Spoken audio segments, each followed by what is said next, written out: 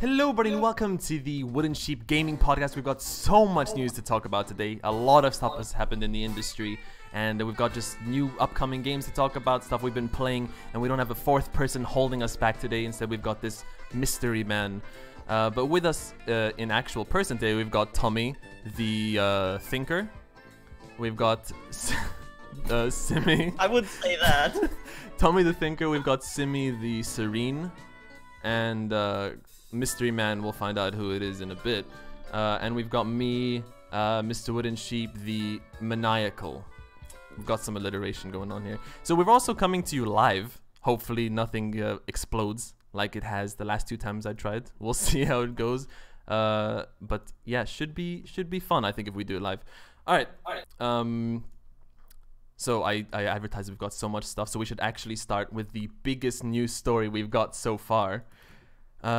Just because it's kind of been a bit of a trend. We've got a lot of live video game movies going on. Well, Thomi, if you open up that link that I just sent you. Oh boy. Oh my god. We've got, let me just put it on stream here. We've got a Sonic the Hedgehog live action movie. Live action? Live action. Well, it's going to be CG. I don't think it's going to be some... I think it's gonna be live action with CG, like fucking Avatar, you know, like some motion capture bullshit. I mean, they don't really have a real Sonic, so yeah, I'd go with that. I mean, well, no, it could be like a costume, a full Sonic costume, you know? Like a mascot and like a football game. Like, yeah. Well, no, I meant a bit more like realistic, like, you know, like they do in movies sometimes, where they have a full costume that's made out of some fucking silicone or like shit. Jabba the Hutt. Yeah, I get you. Sonic can be like Jabba the Hutt. But seriously though, or like the Ninja Turtles. Yeah. But those didn't look that good. I don't. First of all, this came out of nowhere. Completely surprised me. But look at his muscly human legs. I can't find a good picture now for some reason. They're not that muscly. You called them that a few times. I'm just saying they're not noodle legs like he always has. Yeah, because that would look fucking weird in live action. I agree. Sure, I'm not saying there's that's necessarily an easy way to do it. It's just the real question is why. I don't think they're that muscly. No, besides... you're right. It's not super muscly. I'm just saying it's okay, his feet are massive. It's a human figure. The legs, you know. Yeah. It's just why? Why the fuck does Hollywood have this affinity for turning like cartoon stuff into disgusting, realistic, hyper-realistic things? You know, like they did that with Ninja Turtles. That, you know, in the cartoons they're like, oh look, it's funny, we're cartoony and shit, and then they made them all realistic and ugly and blah. And I thought that about Pokemon as well, but most people don't think that. But like, I don't know. Just let cartoons be cartoons, man. Yeah, I agree. As person number 4 on the podcast. Oh right, I just saw what you did. I don't know. You'll see it in like 30 seconds, Thomi. Don't worry. It's worth the wait. Trust me. Okay. So yeah, I don't know. That's weird to me, but I am curious. Maybe the face will be fine. I don't know how they're gonna be able to do that. The fact that they didn't reveal it yet makes me think it's not gonna be. Also, okay. It's coming out like. And towards the end of next year, I think, maybe. Oh boy, So, great.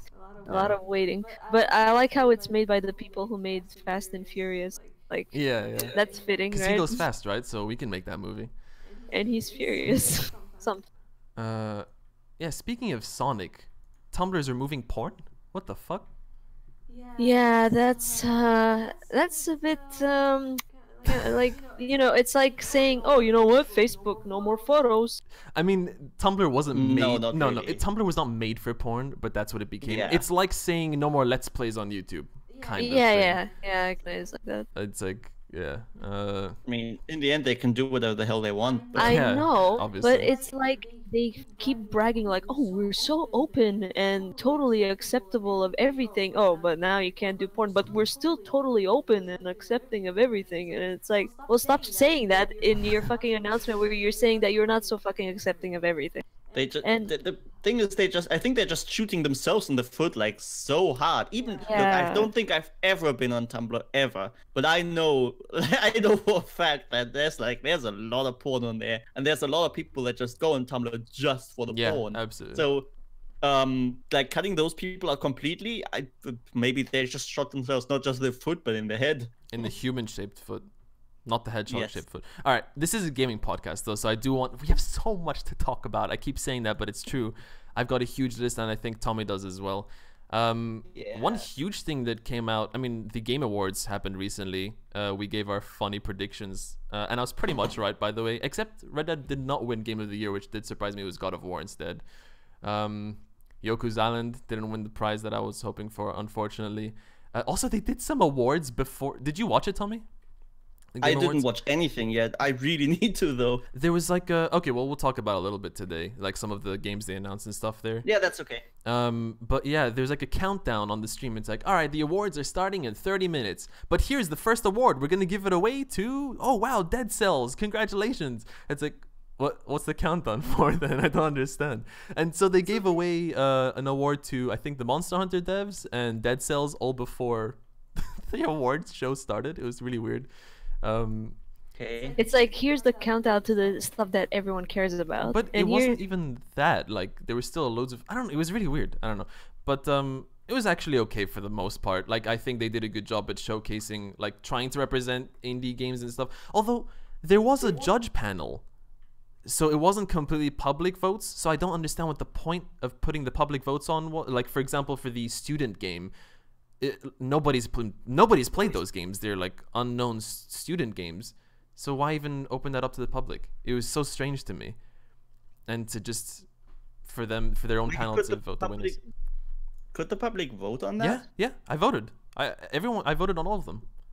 And you couldn't play them? I mean, I'm saying you probably could somehow if you went on the website, but I'm just saying they were really unknown. Like, I play a lot of indie games, but those were really underground. Huh. And it was kind of weird to me. I don't know.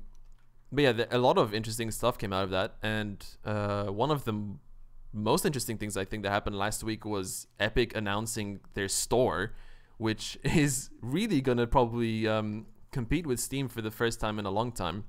Because a lot of devs have pulled their games from Steam to go exclusively to the Epic launcher. like Satisfactory, which I Satisfactory, know you yeah. wanted. Wait, Tommy. did they pull that from Steam? Yeah, Coffee Stain has said, they actually came out and said they are not going to put the game on Steam. Like, even though the store page has been up for ages, and it's going to be an Epic Store exclusive because Epic basically paid them in the last minute. And one thing to Epic's credit, though, is the developer to Epic ratio for the money they gain from the game or whatever is much better. I'm trying to think of the word. What's the word I'm looking for? It's just basically better. Like, Steam takes 30% of a game's revenue, and then now they introduced a new policy where they'll reduce it the better the game does. But Epic only does, it's a much better pricing. Let me see if I have it. 12% Epic takes from the game's revenue. Dude, that's really fair. That's really good. And the Steam, devs take the only 88. reason, the only reason Steam could pull off that shit is because they had the monopoly. Yeah, That's but the only reason. now that there's competition, maybe they'll change and take less. Yeah. I mean, they did this thing now where it's like, oh, the more the game sells, we'll take 20% instead, But it's like, of course, indie devs are still gonna get fucked because their games are not gonna do as good as some fucking. The thing is, though, AAA a lot shit. of people, a lot fewer people are going to buy the games now because they're not on Steam. Because people like myself probably don't want 100 launchers. Like, I already have Origin and Uplay and whatever. I don't need Epic as well now. And and also I've been seeing that some people say the terms and conditions are a little bit shady. I'm unsure about that. I can't clarify. But for me, the thing that mostly bothers me is that many games have been like, yeah, it'll come to Steam. They had a store page for months, maybe years, and now suddenly in the last second, Epic's like, nah, come to our store exclusively instead. Not all of them are going to be permanent exclusives, by the way. Some other notable games, Hades, the new game from Supergiant, the devs behind Bastion and Transistor, and what was their latest game? I haven't played it yet. You know Bastion, Tommy, right? You said you're a fan. It wasn't. Wasn't the newest one Hades? Yeah, they just announced it, but it's only going to be coming to Epic, from what I understand. Not necessarily. They haven't clarified if it's going to be permanent or timed exclusive or whatever. The new Super Meat Boy Forever, is going to be a 1-year exclusive on the Epic Store. That's so weird. It's like having consoles again. Yeah, and here's the weirdest thing to me. Okay, my second webcam is distracting me. Okay, wrong one. There you go. All right. The weirdest thing to me is one of the devs from Super Meat Boy said, I want to try read it here. I don't want to get the quote wrong, but basically, his argument for the Epic Store launch was this. Okay, so he said, the new store also, was Pyre was that game you looked for. Rage just Pyre, yeah. Let me see. So the dev said desperate needed to give Steam. To get Steam to give a shit, right? So I agree that the competition is good because it's obviously going to force Steam to like look at this and be like, oh, we're losing loads of exclusives, and who knows if bigger publishers and developers are going to follow suit as well. The thing that confused me was, let me just do a quick. There you go. So the dev of Super Meat Boy, one of them said, a small price to pay for a developer community that doesn't feel like they have one choice on PC. So. But do you have a choice on console? You don't have a choice on PC either if you make all your games exclusive. That's not a choice. I mean, he's saying the developer community doesn't have a choice. But well, I guess so. But yeah, compared to what other things can you compare to? Console, you don't have a choice there on how to upload your game. It's like just Xbox Live Arcade or PlayStation Network, whatever. I mean, yeah, it's weird to me, and I don't really like the idea of segregating basically games to different platforms. I mean, we've had like Origin has EA exclusives now for a few years, but it just feels weird to me because PC was always an open platform, and that's what I didn't like about Oculus, and a lot of people were upset with them that they had exclusives to their store. Like you couldn't buy many games and play it on your Vive, but you could play it on the Oculus VR headset. So I'm not a huge fan of that. Because you pay like $1,000 for a fucking VR headset, and then it's like, oh, you bought the wrong one. Well, fuck. Yeah, I mean, in the end, I can still play it on my PC device, right? Even if like the Epic Store launcher or whatever is free, it's not that much of a hassle. I can still buy the game, still play it. It's not the same as like a console exclusive. Yeah. But the practice feels a bit weird to me. I don't like secluding everything. But in the end, I think giving Steam a bit of competition will be good. So I just hate that, all this stuff, all these launchers, whatever, takes space on your computer. It's like, I mean, okay, they don't take how that much space space. is gonna take. I know it's not like, oh my god, but it's like, I like there's Steam and I have Origin, I have Uplay, and I have Battle.net, and I also had Epic launcher because I tried Fortnite, and I literally just fucking deleted the Epic she was thing. like, I'm not playing Fortnite, let me uninstall it. And I had Bethesda for some reason. Ooh, one cool thing though. Quake. Sorry to interrupt you. I think you're done, right? Yeah, and I'm just saying there's way too many fucking One cool thing though that Epic is really trying to make some competition because they're also gonna have a free game every 2 weeks.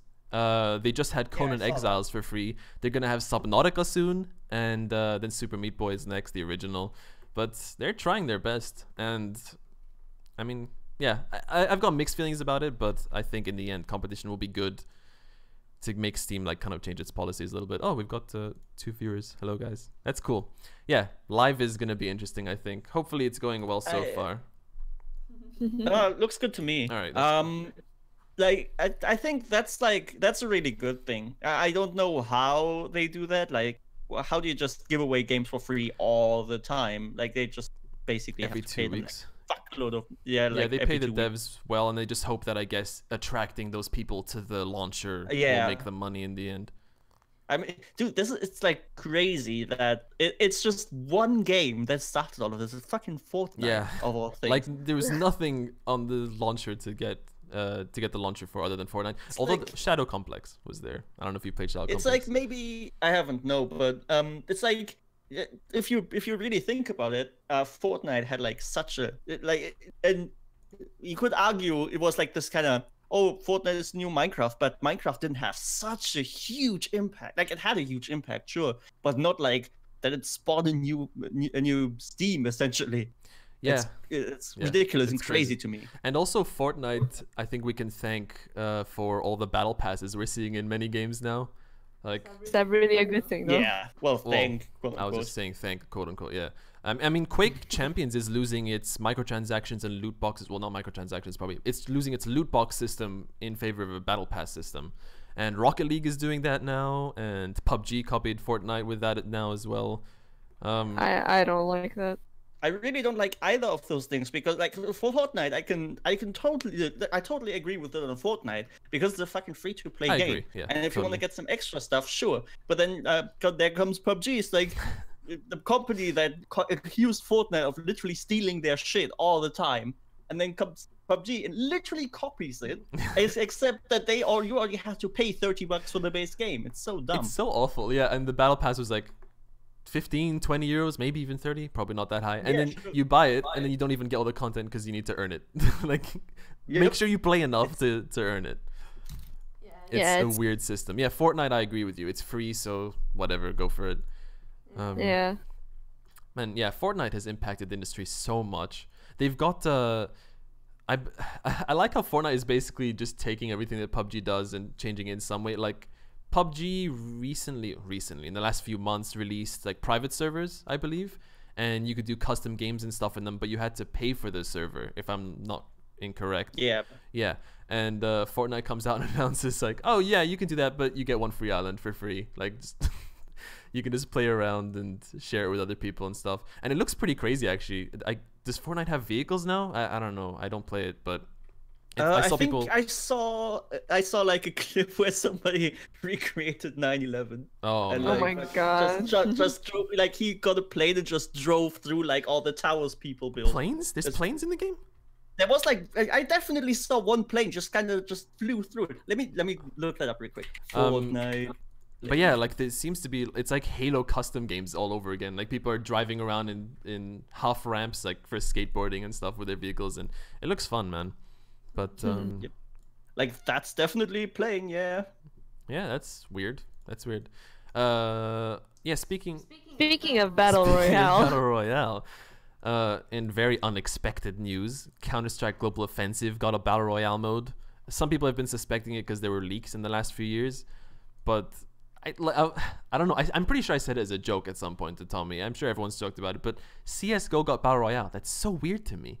And on top of that, it went free to play, even though I thought CSGO was doing great money-wise. And well, it is, but I don't know. Maybe they're like making so much money out of knife skins that it's enough. They want more opportunity for knife skins, I guess. Yeah, because maybe now when people like everyone who has money bought the game, you know, and then the other people are not buying the game, but maybe they could buy a skin or whatever, you know, and so they make it free to play so that those people come in and then buy the skins. I don't know. Yeah, exactly. Like, everybody that has seen CS:GO is like, oh, I want to try this. They already have. Counter-Strike has been around for the past 20 years. Well, not 20, but like, what, 15? Yeah.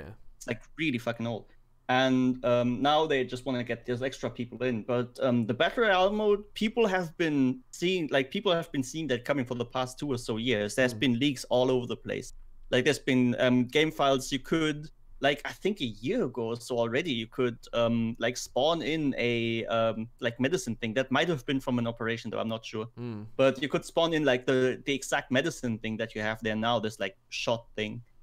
And there has been like file names. You know, when you open the console, you can like type a thing and you can see the console command kind of auto fills. Yeah. And people have found it out that way, that there was some stuff. And a couple weeks ago, they found the files for like when you look at the kill feed, there's those little icons like guns and stuff, and they found like a punch and stuff like that. Yeah, there's been leaks basically.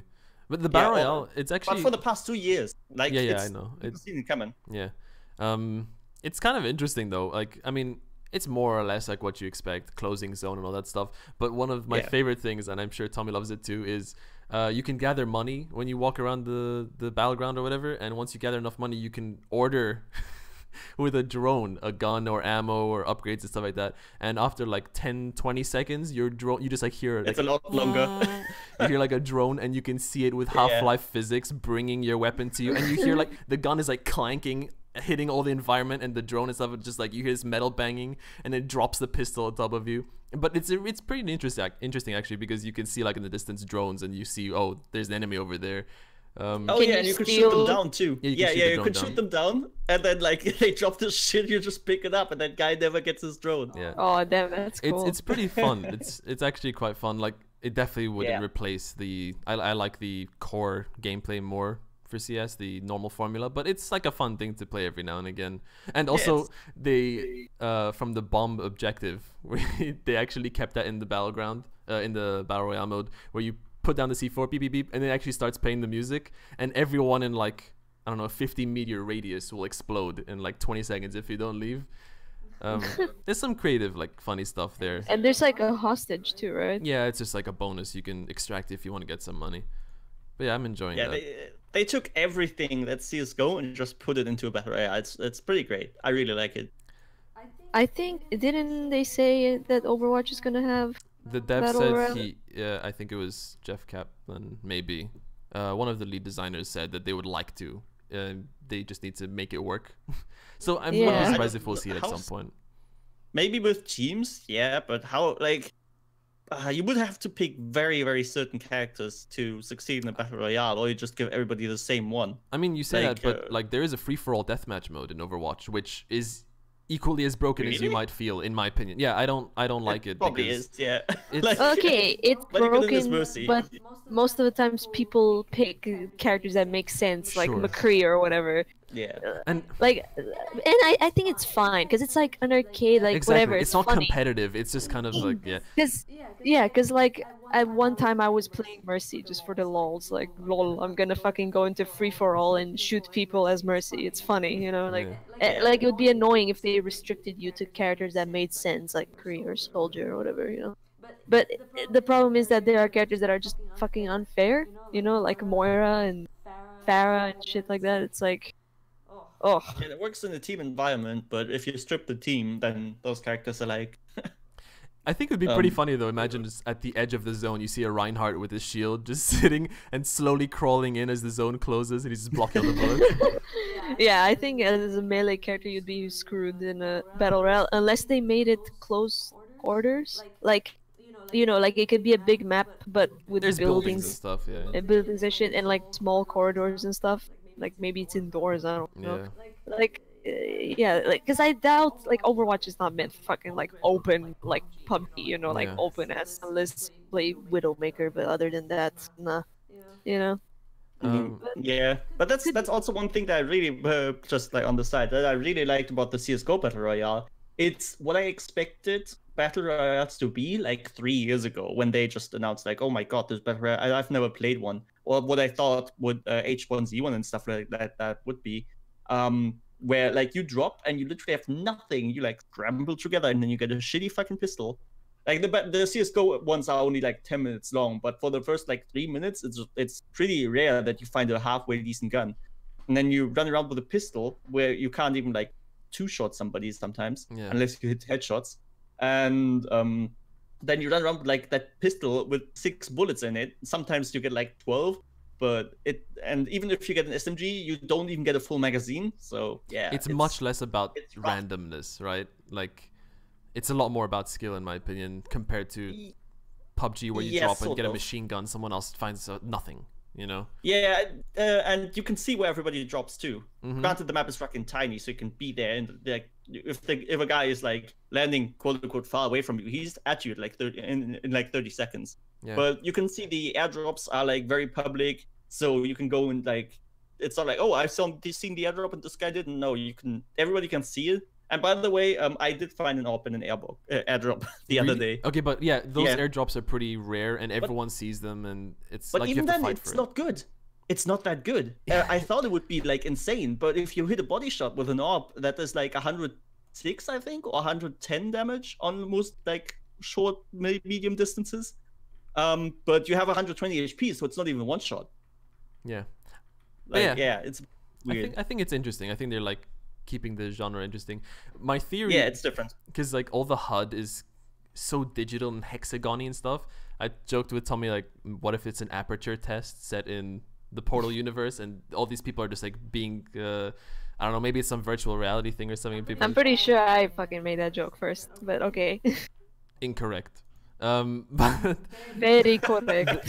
I got excited though because there's a Easter egg if you go upstairs into some like motel or something. If you go and there's like some Morse code playing, and people basically translated it into one of the lyrics from the theme song of Portal. I don't remember what exactly which part it was.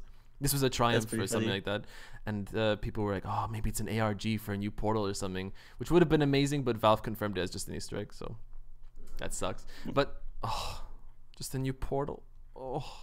I would love it. Make one. And just a Portal and a new Half-Life game at the same time, and like they cross paths, like just from the distance. Did you ever play Half-Life the original, Tommy? I played the remake, I think. Like Black Mesa. I didn't play that. I didn't play that much. Okay, but okay. I did try it. In the original Half-Life, like most people probably know, you start off on a tram. There's like a sequence which a million games copied afterwards, where you're just on a railway, you're going to work. Oh, I'm Gordon Freeman, whatever, cool. And then at some point you pass by a police officer who's banging on the door. He's like, let me in. And then in the expansion pack, Blue Shift, Half-Life Blue Shift, you play as that police officer standing at the door, and you like see Gordon go by in the tram. And wow, spoilers. Yeah. It's at the fucking intro. That's fun. Yeah, that's Barney. Yeah. I'm just joking. But yeah, I would love something like that with like Chell and Gordon. That would be really cool. Yeah, the two mutes. Yeah, like they don't have to meet, just like, or like, you know how you see G-Man sometimes in Half-Life 2, like, oh, what's that guy up to? That would be pretty cool. I don't know. Usually, what I heard is that if Valve wants to make a game, they want to make it somewhat perfect, and they want to make it in a way that it innovates on something. Yeah. Like the reason Half-Life 2 was made is because they got a huge edge on physics in like the early 2000s, and they wanted to just make a game that like shows off all of those physics things. And I think for me at least, Half-Life 2 was like the first game that actually had proper physics. Yeah. Where you could like move boxes and like everything would explode. I think it's still impressive, the physics, by the way. I think it really is, yeah. Dude, I've seen like last week I've seen a conference of some sort where they teased, well, they didn't tease it, they like showed off Half-Life 2 to some people in 2003. Right. And those people, like the people were like amazed. I mean, we were too, honestly. They were amazed at like, this is a wooden plank. When you shoot it, it breaks like wood. Yeah, it sounds like wood. Too. It floats, and then like there was like a wooden platform with a barrel on top, and then they would shoot the platform down, and the barrel would sink, and it would stay afloat, and people would be like, "Whoa, yeah, they were freaking insane. Out. I watched the Half-Life documentary recently. I think the channel was called No Clip. It was kind of interesting if anyone wants to check it out. But it was basically just they were talking to people in the industry about, you know, if they think other Half-Life will come out and what Valve did with that series and stuff. Yeah, dude, Half-Life. Oh, I love that game so much. I just want a new one, man. I've said it a million times.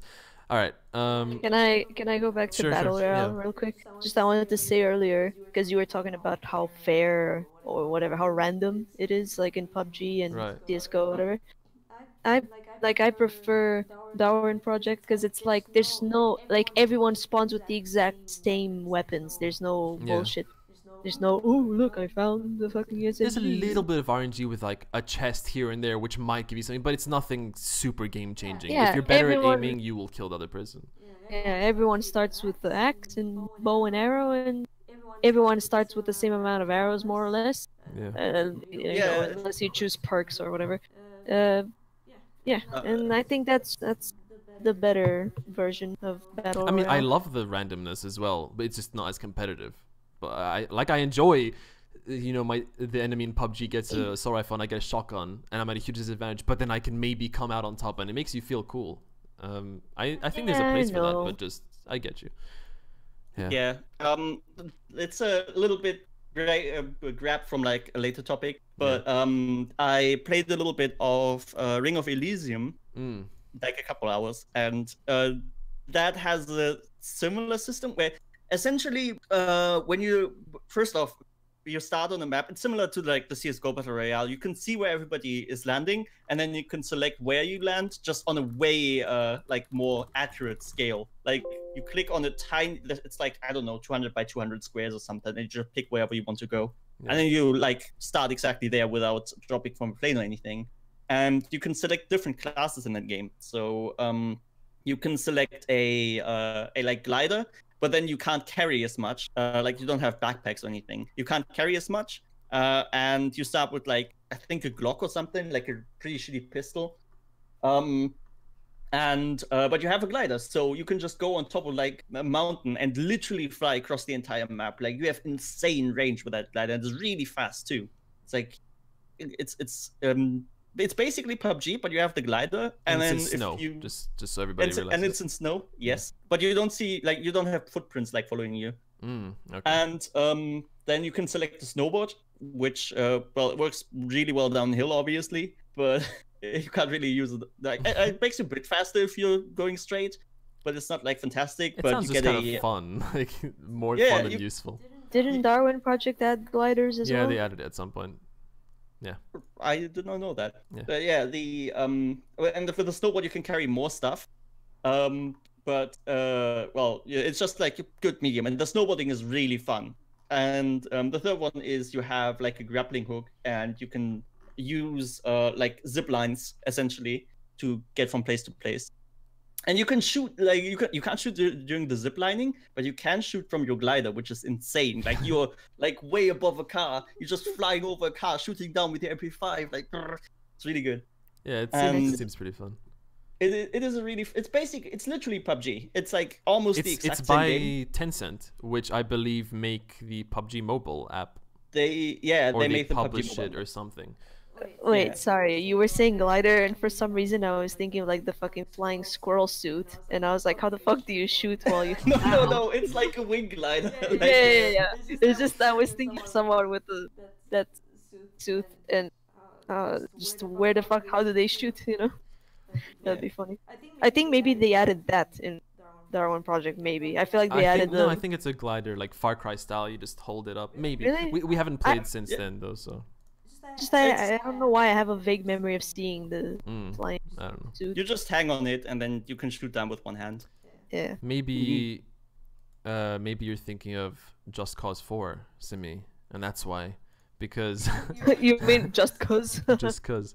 Just cause 4. I recently got a review code from Square Enix, which kind of blew my mind for Just Cause 4, and it's been kind of disappointing, honestly. I'm a huge fan of Just Cause 2 and 3. I'm gonna make a full-on review, by the way, soon, so I won't give my full thoughts.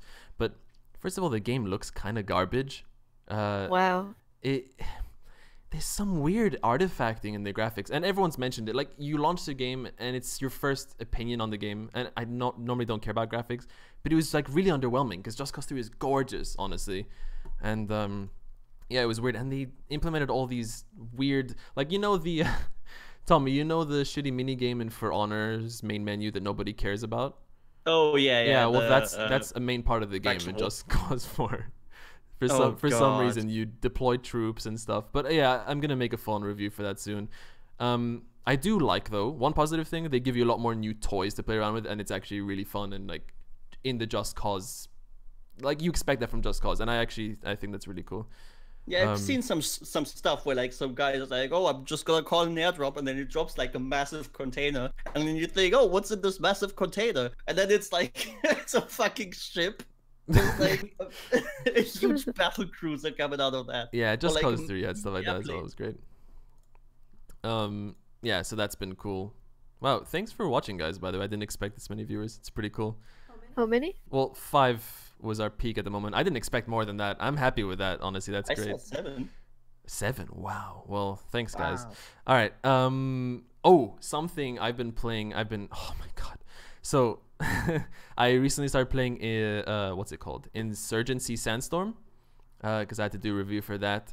Released the video yesterday. I worked so many hours on that video. I'm glad that it actually got some views though, if you want to check it out. But that game is pretty fun.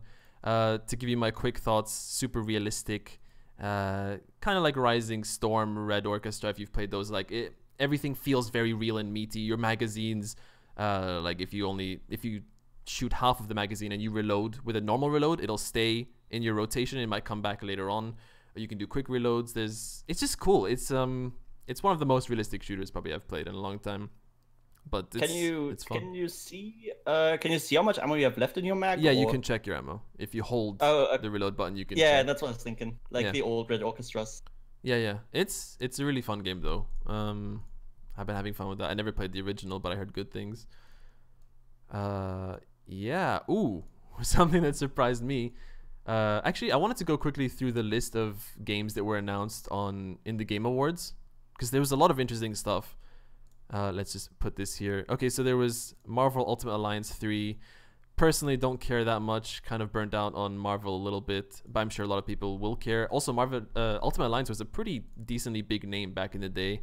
But I've played so many games like this on the PS2 era where it's like top-down. I don't know. It's not for me, I guess, but whatever. And also, by the way, the weirdest news is it's being published by Nintendo. So it's only going to be coming to the Switch. Like, Nintendo owning a Marvel game. That's kind of strange to me. I don't think that's ever happened before. That is pretty weird, yeah. We've got Far Cry New Dawn. They announced a new Far Cry game. I thought it was an expansion. Like every year. Yeah, I thought it was an expansion, and I was like, Far Cry. They always make crazy expansions. Like Far Cry Blood Dragon was pretty cool. But no, this is a standalone game. Probably going to be a bit cheaper, though, but it looks Mad Max style. I actually enjoy, though, that Far Cry takes risks. With all their expansions, they just do crazy, weird things. Yeah, I enjoy that, but I don't really care about this at the moment. There was something else. Crash Team Racing Remastered, which... Oh my god, dude! Like, and I've been saying this with me and Simi want this for Rayman M, kind of an underappreciated racing game in our opinion. But these games are so old, you don't have anyone to play them with because you just need your friend to come over. Has to be local only, and if they even give a shit about the game. But to have this remastered and it's gonna be online as well, like that's awesome in my opinion. I'm really happy about that. Now just please remaster Rayman M, bundle it with Rayman 2, whatever, and let's allow us to play it online. Yeah, because the thing I really like about Rayman M is, almost every racing game ever, whether it's cartoony or not, it's like always vehicles, right? And Rayman M, it's like your character's just running. Like, it's like a normal platformer game, but a race. And I fucking love that. It's like, so I love fun, that your character's just... And you can, like, screw your enemies over by, like, shooting a button or something, and it'll block their path in front of them. Yeah, really there's, like like, shortcuts and stuff. And there's also, of course, the fighting mode. It's not just racing. I haven't played that game in so long. Oh, you have played it though at some point? I have played Rayman M, yeah. My cousin had it. Yeah, and love that I remember playing the pirate guy a lot. And I remember that the racing was really fun. Yeah. Yeah. Such a fun game. Dude, there was a time where that was like I played that shit every day. And I was playing it with bots because I had no one to play it with. And at some point it was like too easy, man. The bots suck, like especially in race, Oh, but it would be amazing to have that remastered and play it online. Yeah, I hope it. I'm gonna assume it's gonna come to PC as well. It's only announced for PS4 at the moment, but like with the previous Crash remaster, it came to PC at some point. So probably this as well. Outer Worlds. I don't know if you're an Obsidian fan, Tommy. It depends. Like most games are really, really good. Yeah. Yeah, they announced a new RPG, which I think. Oh, the Fallout thing, right? I mean, it's the developers of Fallout New Vegas and the original Fallout, but it's like all sci-fi, like not in a dystopia, or it might be a dystopia, but it's not, wasteland. Wait, what was the name? Sorry. The Outer Worlds.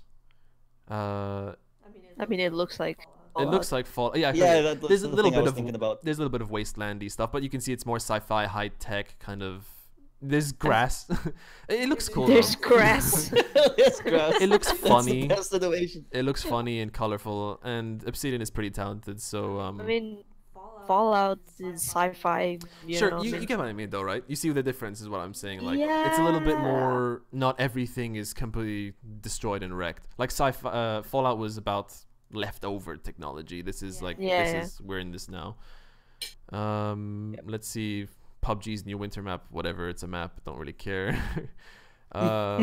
Everyone's doing it. I would have get 2 years ago. Journey is coming to PC, which is Oh, that was such a nice surprise. Unfortunately, it's only been announced for Epic Store so far, but whatever, I'll grab it because I would love to just play it 60 FPS, 1080p. I played it on the PS3. Such a nice game, man. Such a cool game. Oh, I hope it comes to love Steam that at game. some point though, but is it I out don't even. now? it's not out yet. No, it will be soon. They announced it. Oh my god, I need to play that. Oh, such a good game. Yeah. You should play. Oh, you didn't play it at all, Tommy? No, I don't have a PlayStation. Yeah, Right. I only got Like one. the last time I actually did play PlayStation was PS2, and that was when the Oh. PS2 was modern. That, So, yeah, that it's was been a while. same with me. And then like, I don't know, 2-3 years ago, we bought a PS3. Simi bought it for me for my birthday, and just like to play the exclusives because I've been always interested in Uncharted and Journey and stuff like. Oh come on, I want to play them. And now, fucking PS Now, a streaming service, allows you to play them. And now Journey's coming to PC. But whatever, they're really cool games. Ah, Back then. dude, Journey. Like I played Journey twice, and it's so good. I love that game, and now they made this. Yeah. Right, it's the same developers as So- Journey. The game called The Pathless. The Pathless. Yep. It looks. I love the aesthetic. And you can kind of tell it's like it's got this mystical aesthetic. Let me link this to you, Tommy, so you can just see the exact same trailers we're talking about. It's just an article on digitaltrends.com, not sponsored. They just got a list of all the announcements from Game Awards. Looks like a really cool game in my opinion. Yeah, I love the way the character looks. Yeah, it looks really cool. And they showed a bit of gameplay here as well. Yeah, I have no idea what the fuck the It seems gameplay like is. the vibe I get is kind of like Bit Trip Runner and the new Super Meat Boy Forever, where it's like maybe a constant runner. Your character runs for you. You just have to do quick times, maybe. Stuff. Yeah. That's a I possibility. mean, even like for me, it's enough that it looks so cool. Yeah. Like I love the aesthetic. Yeah, I agree. Mortal Kombat 11. Oh, Huge great. surprise for me. The trailer was so surprising to me because the Game Awards is kind of, I mean, it's a mature, but like Mortal Kombat, you know, it's a whole new level of gore, and just like you see Scorpion's spear like go through Raiden's mouth, and like there's blood and gore everywhere, and I was like, I mean, I'm fine Hasn't with that this. been the last Mortal Kombat too?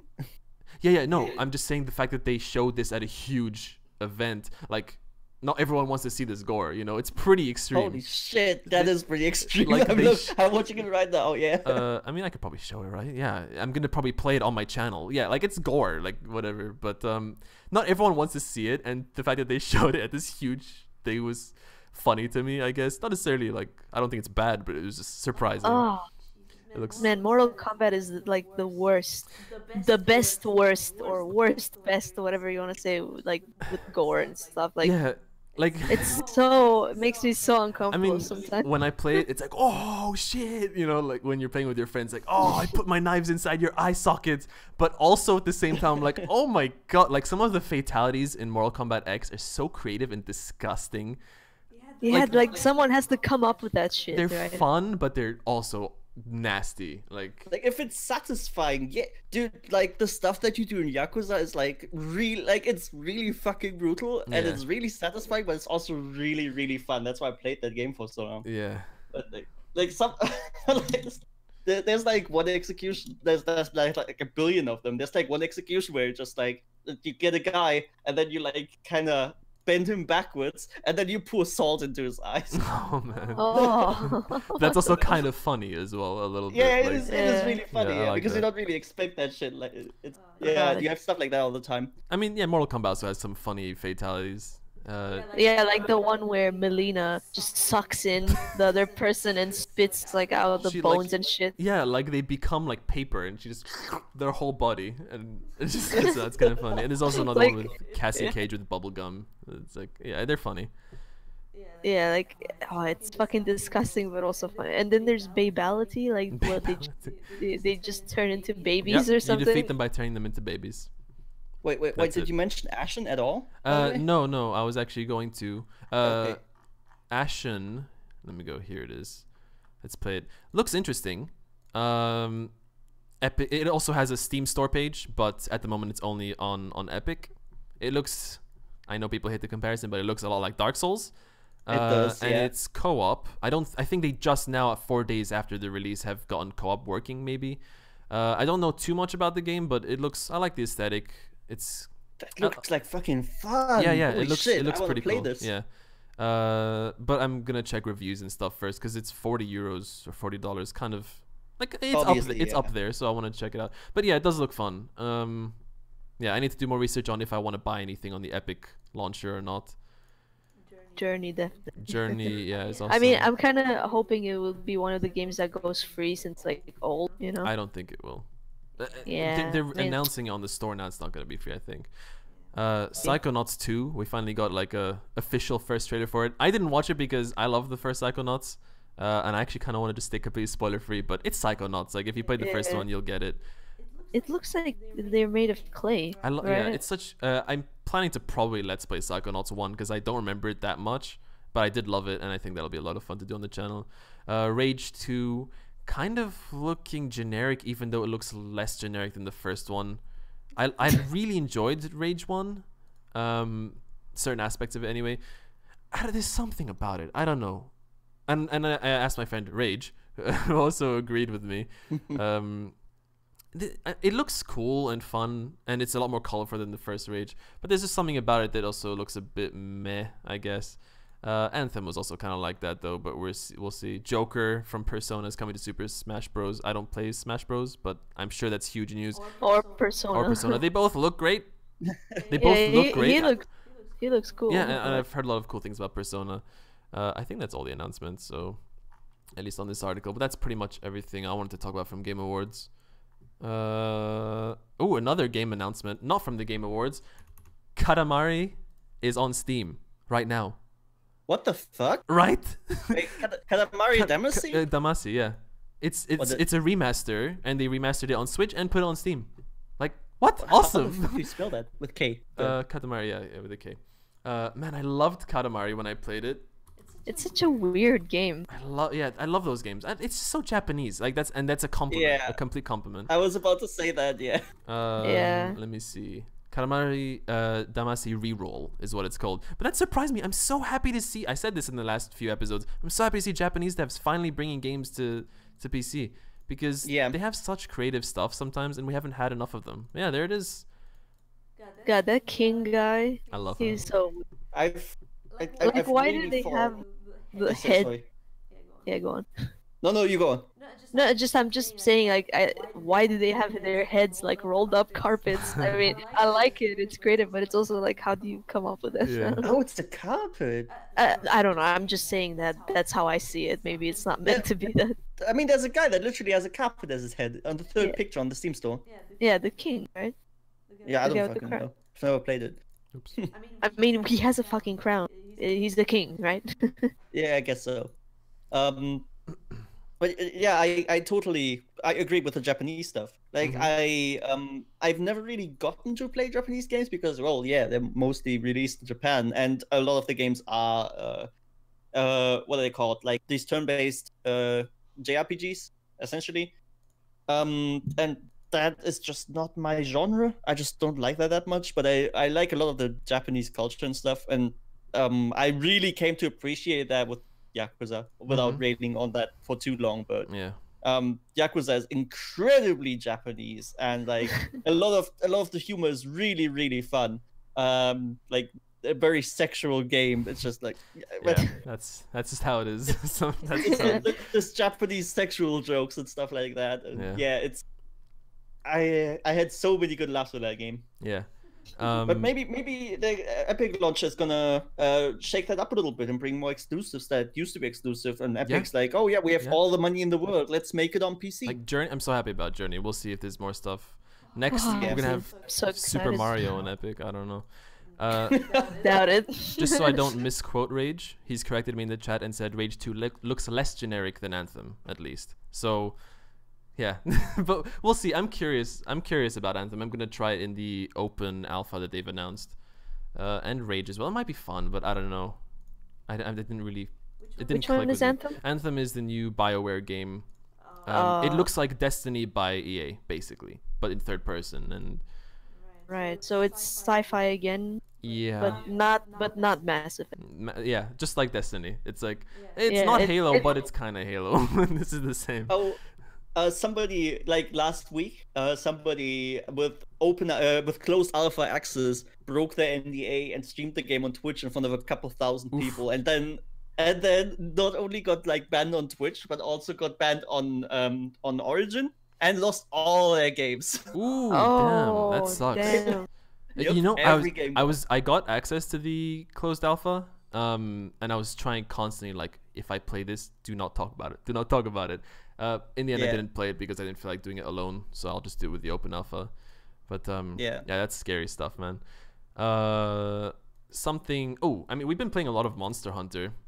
Me, Simi, and Rage Wild. Simi finally got it. We played through the whole thing. Good stuff. Good game. She complained a lot last episode, but like she loves the game. She beat it. Yeah.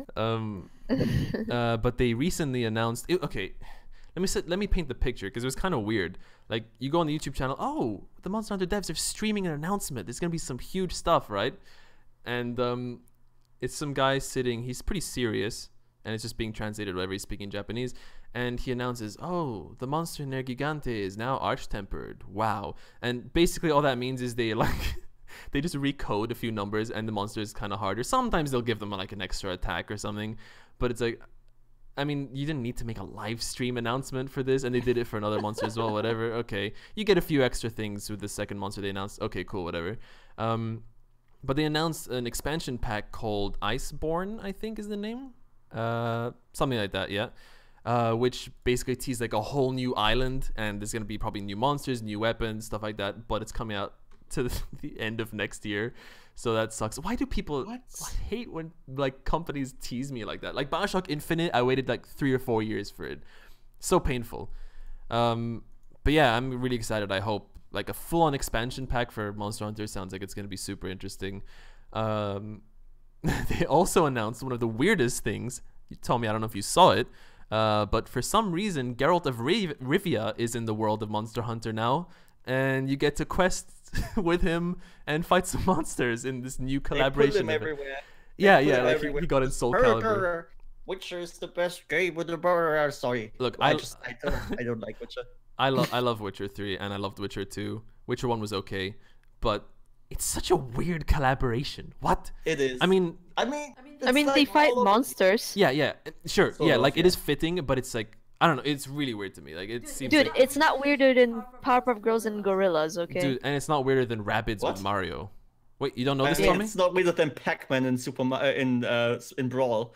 No, I think that's Persona fine. characters in Brawl. I think Pac-Man. Smash, not Brawl. Yeah, Pac-Man. I think is fine, and like it's like an old school game. Wait, Tommy, you don't know about Powerpuff Girls and Gorillas? I mean, I've seen, dude, Powerpuff Girls as well. That was like 90s. Yeah. Like most good cartoons, right? Do you remember all the good cartoons? Do you remember the Gang Green Gang? I barely remember. I remember there was like this one monkey dude that like it got beaten up and then he spat out green blood. You know, the one monkey dude, the main villain of Powerpuff Girls. Well, it's basically there's this gang of punks in Powerpuff Girls. They called Gang Green Gang. They're just some green dudes, and one of them is now in Gorillas. Cause fucking why not? Officially. Like officially. Okay. Now you mean the band? I thought like there's a gorilla in Powerpuff. I was like, No, dude. What kind of collab would that be? That would be so confusing. Why is there a gorilla in Powerpuff Girls? Yeah, it's There's like, a monkey, but why gorilla? It's like normal. No, it was like it's like I was pointing out it's totally normal. Yeah, he's there. It's Oh, like okay, it's you in were the world. right. But I was just so confused as to why you were pointing that out. But yeah, now Yeah, like, Gorillaz, I remember the hearing musical this. band. They took the guy from Power. Yeah, I get it now. Yeah, like you know Gorillas. You know what the fuck is his name? Ace. Murdoch. Oh, sorry, No. Murdoch. Yeah. Murdoch. They in the fucking Gorillas lore, which He's I the didn't know bassist exists. for Gorillaz, by the way. The animated band. Still, Yeah, so in the lore, like there's a lore Yeah. for Gorillas. I had no idea. So apparently Murdoch is, I don't know, fucking prison or some shit. I don't fucking know. He got in trouble, and the guys are like, "Well, we need a new bassist. Let's get another weird dude with Green kind of guy. green skin." And it's like fucking Ace from Powerpuff Girls. Why not? But it's like- official. It's literally official. It's official that the Powerpuff Girls and Gorillaz are in the same universe. Also, Jack Black is in that video Yeah. clip, so he's in the same universe as them as well. I mean, you say that, but like if Jack Black appeared in Powerpuff Girls, that would not be surprising at all because they did shit like that. Like they had Beatles, you know, Yeah. and they had like other like real people shit in Powerpuff Girls, but it's weird to have Powerpuff Girls in something else that's like gorillas, you know. That's the weird like, and the style is like gorillas. Like, can you imagine Powerpuff Girls in the style of gorillas? That would look so weird, you know. It's not too far off, I gotta say. Yeah, I It's know. strange, man. It's like, yeah, this like it still looks like the same character, but I can't imagine because Powerpuff Girls, they look so not human and they look weird and cartoony. But to imagine them in gorilla style, that would be. Yeah. I mean, they did make an anime out of them, so you know, there's that. To move on slightly, you know how Siege, a few months. Rainbow Six Siege. Rainbow Six Siege, Tom Clancy's Rainbow Six Siege by Ubisoft, so we have no confusion. They recently, I don't know, a few months ago, implemented some sort of automatic banning system where if you would write any profanity or whatever, it would ban you at first for like 30 minutes or something, and then it would saying Arnold Schwarzenegger. Yeah, that's one thing that it banned you for. And you can see, if you're a little creative, you can see maybe why that might be a problem, although you're saying someone's name and it's not even spelled the same way as that profane word. Ubisoft decided to just continue going on with this automatic ban system. And in typical, I mean, I'm glad that they go back and fix their issues like they did with the censorship with China, but it took them only so many months because now they've announced that the automatic banning will stop and instead it'll like censor your text that you write, and I think it'll send it to the dev team and it'll warn you, it'll say, oh, this thing has been flagged as maybe it's been profane or whatever. But I don't know, just does it feel to you in the same way that like Ubisoft is a little bit slow with Siege? They're doing a great job. They're doing a great job in many aspects. I will say that for Siege, I think they're doing a good job in a lot of ways. But that's not one of them. They're like that's a pretty easy thing to fix. I think they probably were waiting for data and stuff, but it's a lot of months that people got banned for stupid shit. So I mean, Siege is incredibly slow on everything, on absolutely everything. Like Lion is a good example. Well, let's take CSGO as a like comparison because they're very similar. yeah. CSGO once had an update where they were like, "Oh, that's the revolver in the game. Sure, why not?" They did some. I think it was really stupid, but they didn't do a lot of testing, and they put it out and they noticed, oh shit, this thing is kind of completely broken, and it was entirely broken. So it took them, I think, 3 days until they pulled it back off, or they nerfed it or something, and they like acted upon it immediately. There's a for everybody who doesn't play Siege, there's a character in Rainbow Six called Lion, and he presses you press like this gadget, and then as soon as you move, he can see you through walls. If you stand still, it's not that big of a deal. But as soon as you move, he sees you through walls. So you're stuck in the corner and stuff like that. And it's completely broken, and they nerfed him multiple times. But it's even those like initial nerfs. That character got released like I think almost a year ago, and they nerfed him. But in the end, ESL just decided, hey, we're just gonna completely ban him from every tournament. So he's Really? now banned. Yep, Lion Really? cannot be picked anymore. Yep. So What? they had like a good year to fix Lion, and they couldn't. So they just fucking banned him. But you can still play him in casual, right? In normals and ranked, yeah, you can still play him. But for tournaments, for like ESL tournaments, you can still. He's now banned entirely. Oh, but you can play in rank. Yeah. Yeah, you can play him in ranked, just That's tournaments weird. and stuff. That's Right, so that's- weird. I've never seen that before. Have I? I personally have never seen that before. That's I weird think to me. with maps and stuff, yeah, but maps are, I think, a lot more difficult. Yeah, it is different. To handle. But yeah, they took like Sorry, just maps like and how slow they are. They took off fucking favelas, which is, you know, one of the most interesting maps, and their reasoning was, oh, because we're reworking it. But yeah, I agree with. I know. And yeah. they took like a year, maybe more, and then they put it back in. It's the same. yeah. Yeah, they didn't do anything. They literally, it's like, why would you pull the map out of the game? The reason was limited memory, I think, actually. Yeah, that's stupid too. And same with Yacht. Like, pull that out as well, and it's like, Yeah, what? but Who does that? No other game does that. yeah, I wonder. I want to see if any dev has the cojones to basically remove a character entirely that might be broken. Like Blackbeard, also another character in Rainbow Six Siege, when he came out was so broken because the game rewards you it's all about like get a headshot. One bullet with any gun will will insta kill the enemy or whatever. And Blackbeard comes up with his riot shield on his gun, with his fully automatic gun that he can shoot through windows. It kind of like broke the flow of the game a little bit, but his shield was so strong, like it didn't break. And they finally Like, it was to like elaborate on how strong it was. Obviously, a character has 100 HP. A headshot deals 100 HP, and like it depends on the gun. A gun will deal like to an object. It would deal like I think 20 to 50, depending on the gun, HP per shot. Blackbeard's shield, when he came out, Blackbeard's shield had 800 HP. You would like I broke it. I think while it had 800 HP, which by the way was half a year. I broke it twice.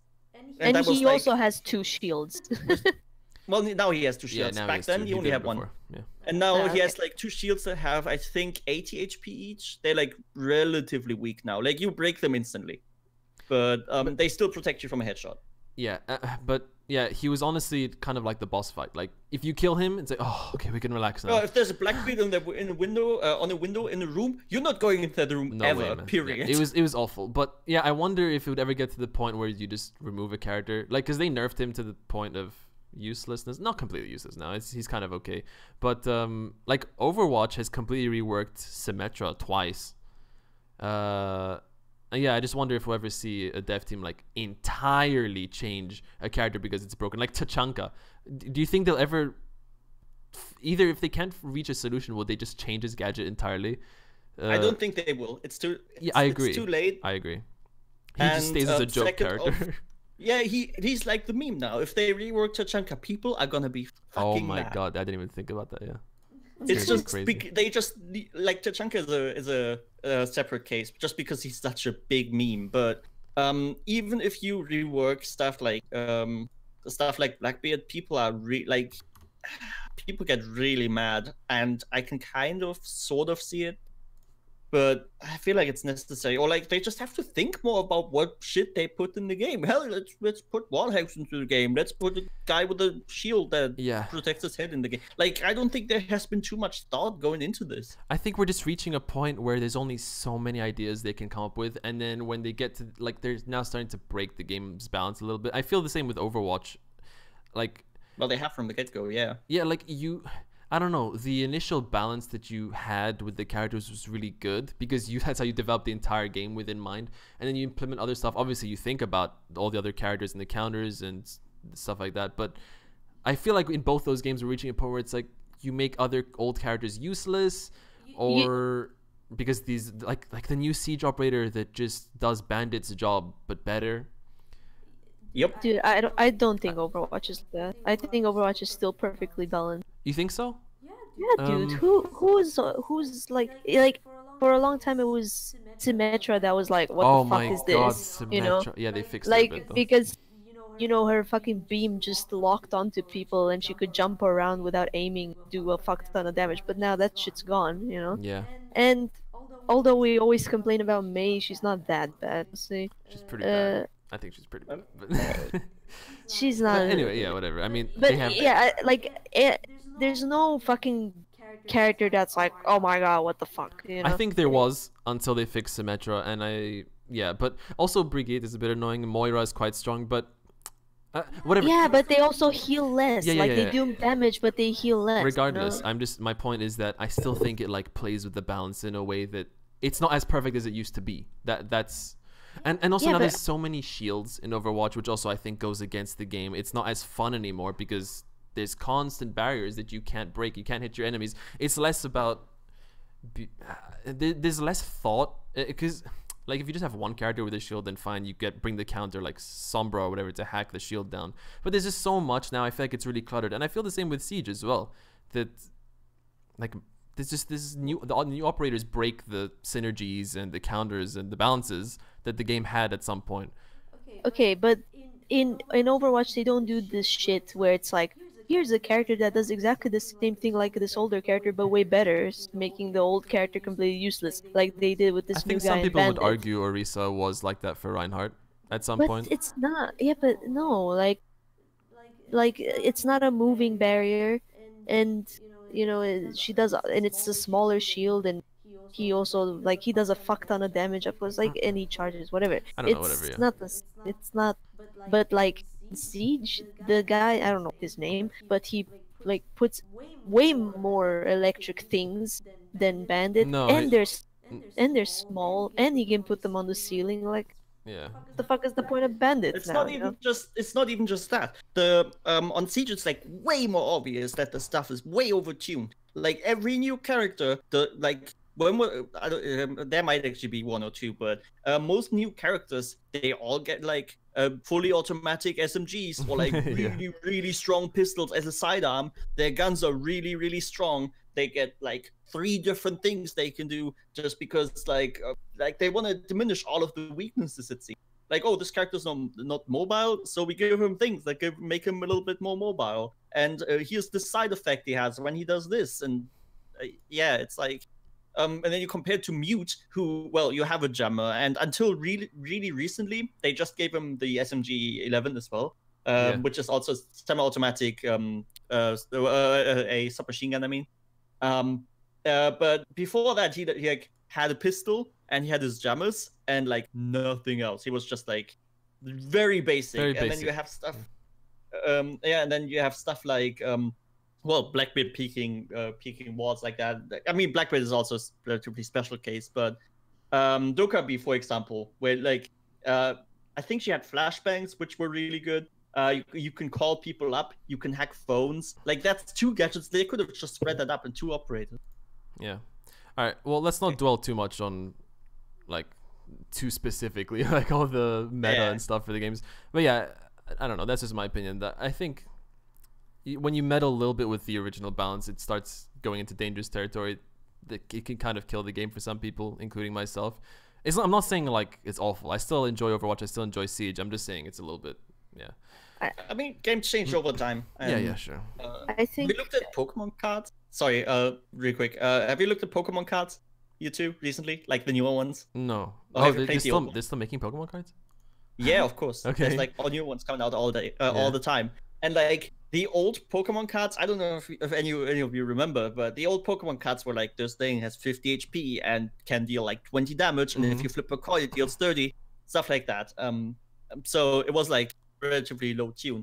Now, and that was like basic Pokemon, like not even an evolution. Evolution, like the highest evolution from the first generation, had like 120 HP, I believe. And that was after you evolved it twice, so that would take a while to get there. And now there's base Pokemon that have 150 HP and deal 80 damage. Can you still play them together? I don't know how it works exactly. It depends on the league, I guess. Are they in the same game? Like, can they be in the same match or whatever? I'm pretty sure, depending on the tournament, probably. But why would you use the old stuff? Yeah. If the new stuff is like so extremely overtuned, like literally having 4 times the strength of like basic Pokemon. I think all card games are like that, though, to a certain extent. Like, no, not newer stuff. Not to that degree. Maybe not that degree. Yeah, I was gonna say about balancing shit, like in Heroes of the Storm. That's where there's fucking characters that are not fucking balanced, and it just ruins the game for everyone. Like Varian, he's tanky, he does a lot of damage, fucking shields. It's like, and then they buffed him too. What are you doing? You know? Yeah. So he needs to be like, everyone complains how he needs to be nerfed, and then they buff him. It's like, okay, fuck me then. Yeah, just wanted to let that little frustration out. Oh, and Mal'Ganis, of course. Alright, I've been told that maybe there's a bit of echoing. Just let me know, guys, if there's any technical stuff. I'll try fix it for next time. But yeah, we'll figure that out. Alright, moving off of balancing and stuff. Thomi, do you want to get through a bit of your list? I know you said last week you had some stuff to talk about. Oh boy, half of that shit I've already forgotten, but sure. Okay, I mean, I can start if you have nothing ready. I have a couple things. Just we've both been playing like a few games we can talk about, some interesting stuff. I'm like, I've kind of stopped. I should probably go back into it. I've gotten into the quote-unquote new, which is like 3 years old, but Devil May Cry. DMC Devil May Cry by DMC. Ninja Theory. Yeah, the one where he doesn't have white hair. Mm-hmm. And damn, I remember I played Devil May Cry 4, I believe, like many years ago, and really didn't like it that much. I didn't like Bayonetta that much. Oh. But damn, that was a fantastic. Like, it's the best spectacle fighter, I think, in my opinion. Devil May Cry or Bayonetta? Devil May Cry. DMC Devil May Cry by Ninja Theory, the reboot. Like most fans hated it because it like changed the character, I guess. But I love that game. So good. Dude, the character, I love the character. I hate those people in real life, but in video games, holy shit, he's so cocky. And I love that. I think I like the game a lot more than all the other DMCs I've played. I played all of them actually. But I like the original Dante more. I think he's more funny and likable actually. Like the main character himself, but everything else I enjoyed. Like the gameplay is so solid and fluent and also this kind of ties in with the Japanese stuff. It's a Japanese game, right? I believe. No, Ninja Theory. They're Western. They made Enslaved and Hellblade and. I don't know. I thought the start of the game. If you haven't seen the start of the game yet, go watch it. But it's like it's a fucking 3-year-old game. If you will not get spoiled, just mute for like a couple seconds. But there's like at the start of the game, I had a really good laugh of just there's like a massive demon coming, and you like get out of your like Dante lives in a trailer. Yeah, and it's like the intro or something. Yeah, it's the intro. It's like the very first scene that you see. He like walks to the trailer, sees that demon. He's like, he's like standing outside, split naked. He's like, oh god, I guess I'm fighting this thing naked now. Yeah. And then like he somehow lands back in his trailer or gets like blasted through it, and then while he goes from one side of the trailer to the other, like flying through it mid-air, he's like he dresses, but like you can he flies like by in a way that like the debris barely covers his dick. It's so funny, man. It's so funny. And it really is really funny. Yeah. That really good laugh on me. That's where the game caught me, and I was like, yeah, I want more of this. Or also at the very start, I think that's like within the trailer scene. There's like stuff flying by, and like on accident, there's like a toupee flying past with like white hair that lands on his head. And he's like, oh no, that looks disgusting. Yeah, but I think all the fans hated that a lot because they like the old Dante so much. I love that. It's like an insult or whatever. I mean, he's really, but that's the thing though. The original Dante is that, but like even more kind of. He's a bit more stereotypical, like because he's so the original Dante, I was gonna say the original Dante is just more anime. Yeah, but this guy's more Western. But he cracks more jokes though. If I'm remembering correctly, the original Dante was more funny. Like he was saying jokes all the time. I just remember him eating eating pizza. Yeah, he ate pizza. Or like the voice crack at the end. What? Oh, I should have been the one to fill your dark soul. It's like some of the worst voice acting. I think it's the first game or second. Terrible line as well. Not only the voice acting, but the line.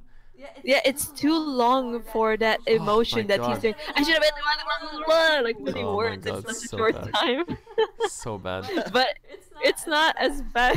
Like, sorry, just reminds you of that fucking Mega Man anime dub, English dub, where it's like this guy, I don't fucking know Mega Man characters, whatever, he's just like, what am I fighting for? It's really funny. Yeah, man, bad voice acting is one of the things I love to look up. Yeah, but I feel like anime is always so filled with that shit in dub. The English dub, yeah. In dub, yeah.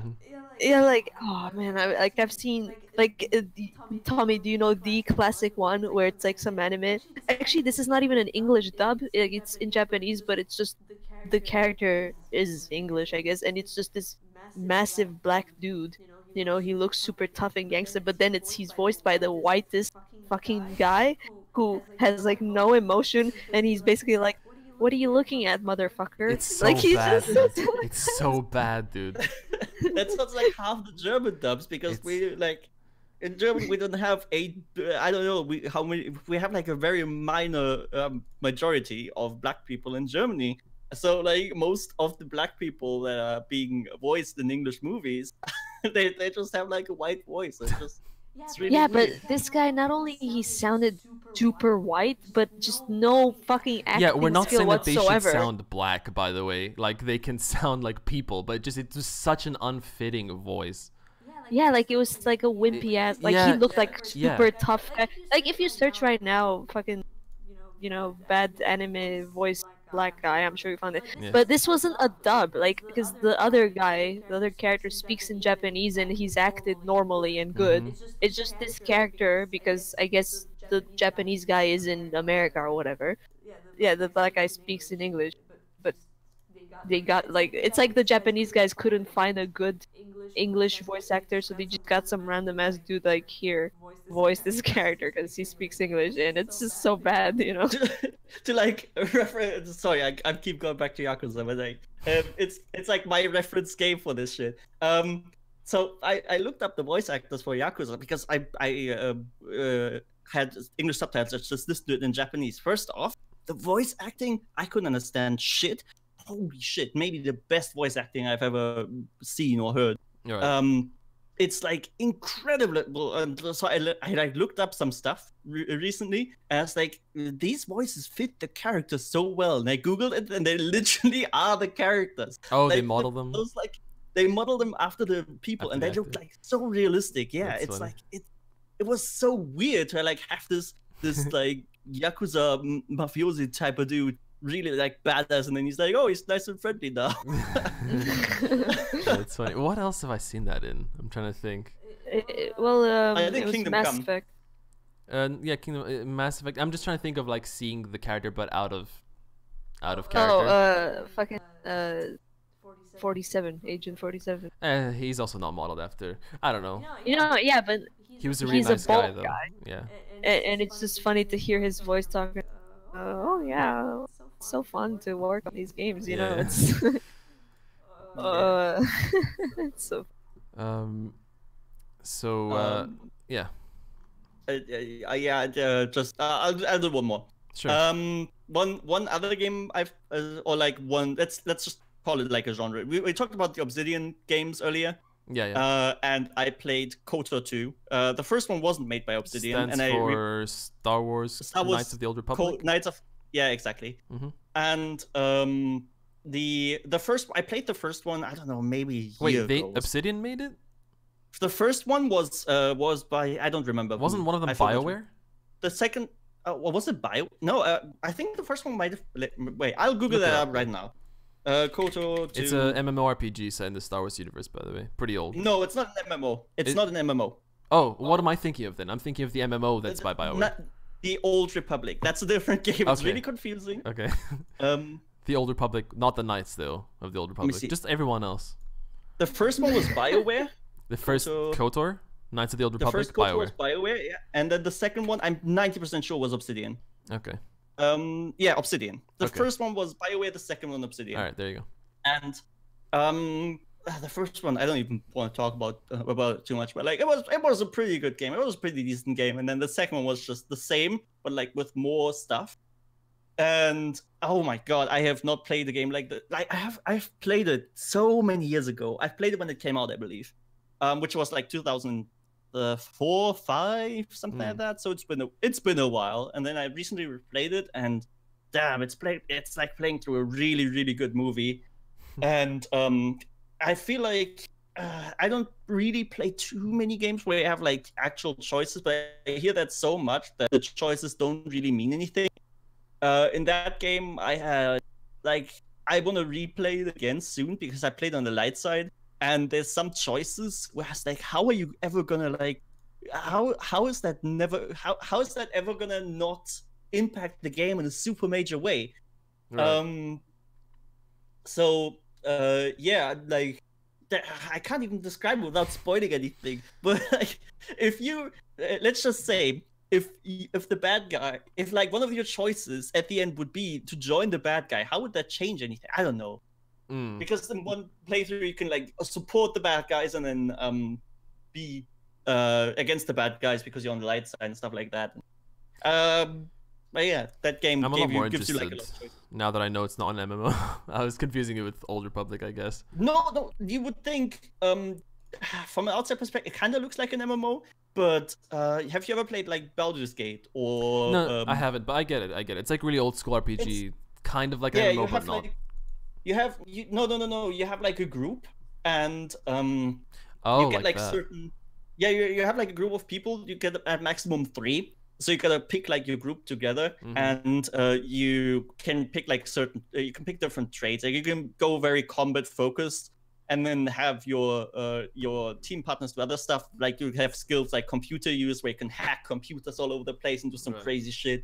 Or you have security, with which you can open doors and like secret area lockboxes and stuff like that.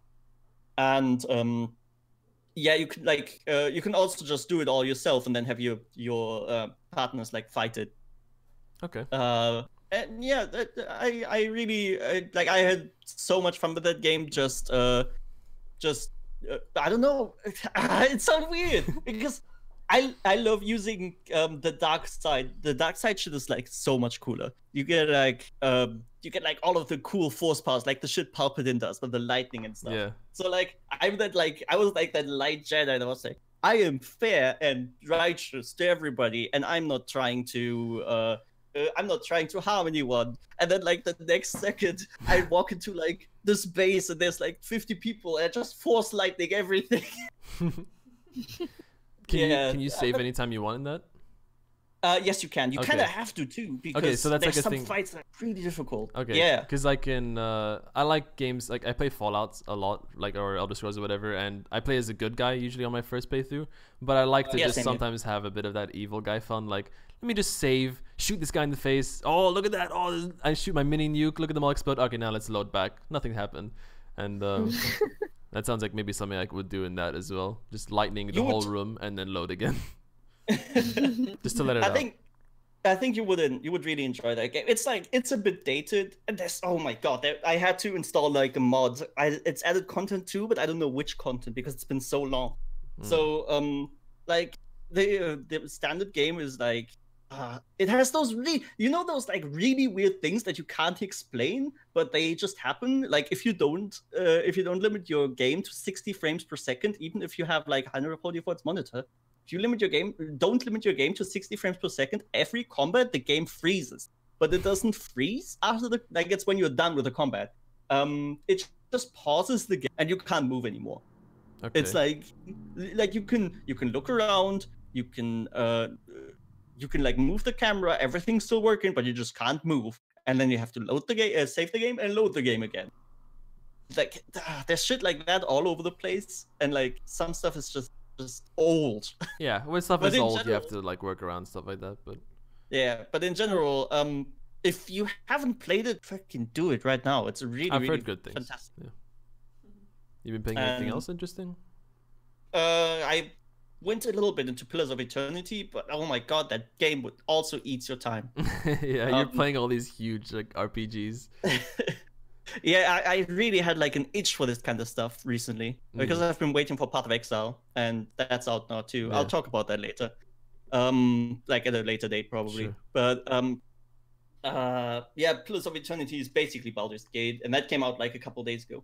And that game really loves to like take you out of the experience. It really likes to break the fourth wall like so hard. Like I kind of understand that. So that game was kickstarted or Patreon or something. Yeah. I don't know. And all those they put the backers into the game. So there's a lot of characters. It took me a while to realize that. Like a couple of characters have like not brown but golden plates. They look very similar, but they're not quite the same. And those golden plate characters, you're like, you click on them, it's like the soul of this character's floating because you like capture souls. That's like the main gist of the game. The soul of this character's floating, and you can grasp it, and then you can click on grasp the soul, and it gives you like a small story that has absolutely nothing to do with fucking anything. Like you see a woman that is walking on a marketplace, and she gets an object thrown in her head. It's an apple. And she runs, and I don't know. It was just random ass stories, but I assume it's stories that the Kickstarter people made. They were all written really well. It was like literally the entire game is written like a book. It's not like it doesn't show you anything. You have to use your imagination. it's very much written like a full-on book. And I think that was pretty great. But like you have stories like that, and then I thought that was really funny. I went to a graveyard sort of thing. There was like gravestones everywhere, and there's like a monument that was like, "This is our monument for our Kickstarter backers." That took me out in the first place. And then the people that are backers, obviously they're all different. So some of them were like, "I am Sir Hylord Huffington, and I have I have my grave here. I have been a conqueror of these worlds, and now an arrow shot hit me and I'm dead," or something. You know, it's like it fits into the lore. But then you have stuff like, "I am Mr. McFarty Boy, and I really enjoy this game. I really hope it's doing really well." Oh my You god! have all of those. Because I was things waiting to mixed tell you, in. like the Apple thing sounds fine to me. Yeah, But that's and what then you were have stuff getting to. like that. I'm Yeah. Mr. McFarty. Is that a real one, or did you come up with that? I came up with that, but there's like stuff like that all over the place. Farty It's- boy. All right. or, like literally just gamer names like XX. Shadowhunter24 with the numbers, by the way. Overwatch Not just- fan. Yeah, stuff like that. And that took me out like so much. Other than that, I'm not super far. I'm not even through Act 1. I don't even know how many acts there are, like 20. That game just eats your time, but it's super fun. And you can make your friends. You can make all your friends and they die. I made a really good friend of mine. He lasted like 10 minutes because he always decided to run forward and instantly just catch every disease and every spell ever. That reminds me of both XCOM and Oregon Trail. Yeah. Yeah, Oregon Trail. The Oregon Trail, actually, the zombie spin-off of the original of the classic game. Yeah, I made my friends and they all got like dysentery and then drowned and got eaten by zombies. It's always fun to put your friends in games like that, or even FTL. Like, oh yeah. no, Yeah, because Tommy they can burned make, to like, death. Stories and shit. Yeah. Or like Sheep is in my squad already. I don't have too many members yet, so I'm Simi, you're gonna be added if I pick up the game again. Great. But Sheep, you're like, I made you like a hunter sort of person, and every Hell single yeah. time there's like traps all over the place. So I send you forward in stealth, and you're like, there's like a trap here, and then sometimes you like fail it, and it triggers anyways. And then you're like alone in a room, fucking arrows fly from all directions. You're almost dead. Oh This shit my God. happens like all the time. But I survive, right? You do survive, yeah. There's like, You should if make get- me in your games, then I'll be your best character. You already sort of are, because you're just scouting out all the traps. Like I send you forward alone, and then the entire team comes after, and then sometimes you get caught by an enemy. I have to rescue you essentially. I wish I could say the same about you, but you died in my XCOM playthrough pretty early, so. And you Didn't I got get captured. Yeah, I told you you Yeah. got captured, and then I rescued you, and you got shot like as you were running out of the cage. Oh yeah, right. And then I think I Yeah, loaded remember at some point. You're alive, but you didn't do anything in the end. I don't remember. And I remember you made me, and I was like the rookie, and it's like, lol, you're gonna die on the first mission, and it was like some really hard mission, but like I Yeah, made yeah, it, you and made you it. were. My and it was, friends like, don't impressive. survive much in XCOM. For some reason, I'm just. Those games are hard to get started. Or at least XCOM 2 was like. Until you learn it and until you get good gear and stuff, it's a brutal game, even on normal difficulty. Yep. Yeah. Cool. It Yeah. just doesn't teach you anything. Pillars of Eternity. I'm curious about it. I'll definitely keep an eye on it. Well, the second game is out now too, so. Yeah. Let's see. Have I been playing anything? I wanted to mention earlier, like it's not related now, but you said something about hyper realistic. Oh yeah, I think you said that about Yakuza, that it's super realistic or whatever. And it just reminded me of something that we saw recently that I thought was real, but it wasn't. It's like in VR, I guess. Like it's just a plant, right? Oh, I need like to get that now. yeah, like it's just a fucking plant in a pot next to a wall and floor. But like when you see the video, it looks like a real video, like just someone filming the shit, Wait, you what's know, that like called? Here, I'll link it to you. Okay. and then it's like, oh shit, this is not real. It's It, amazing.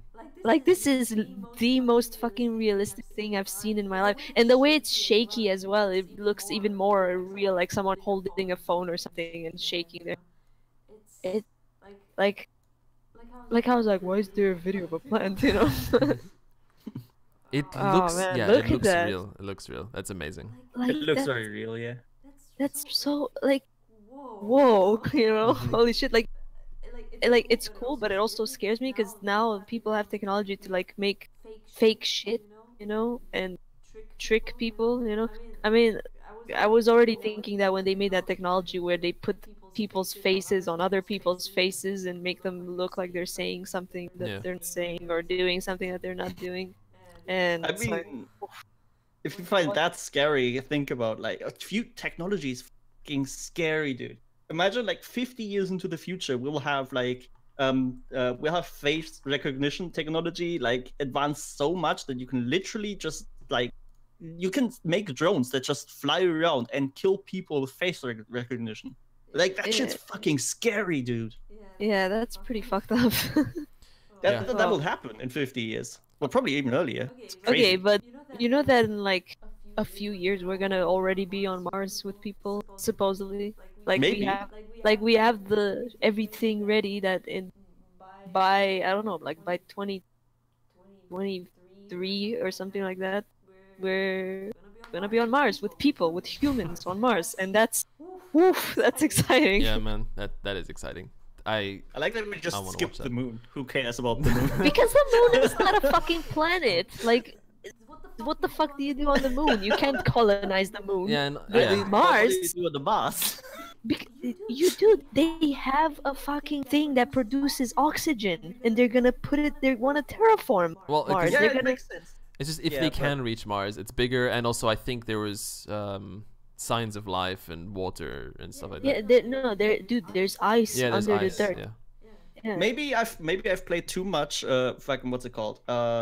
Kerbal Space Program, but in like Kerbal Space, I don't know why they're not doing that in real life because that seems like a really clever idea. In Kerbal, you can like produce some stuff on the moon. You can also just like make a storage like thing on the moon, like a storage container sort of thing, and you send like multiple ships to the moon and fill up that storage container, and then you can make a spaceship that can never even make it like past Mars or whatever. But it can barely get to the moon. So you send it to the moon, you send it to that platform, then you refuel it, and then you send it from the moon somewhere else, which is a lot easier because the moon doesn't have an atmosphere and the moon doesn't like the moon has way less gravity, so it's a lot easier to launch from the moon. And you can go to other planets with that. I don't know I why mean, they're not I doing think that in they real probably life. do that, but just with the International Space Station instead. I wouldn't be surprised. Maybe, yeah. Yeah. You know, real life science is a bit different than game science. Yeah. I mean, Like, it's similar. I'm sure there's reasons maybe that's not so easy, you know.